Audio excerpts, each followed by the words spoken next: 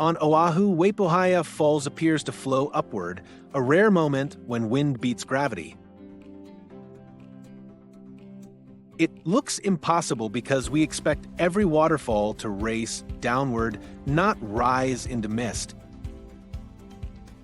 You can spot it from Oahu's Pali Highway, where the cliffs funnel fierce mountain winds. The show appears mostly in the wet season, November through March, when storms supercharge those winds. Blasted by powerful trade winds, the falling stream is blown upward, creating a convincing reverse waterfall illusion. This wind-driven trick isn't exclusive to Hawaii.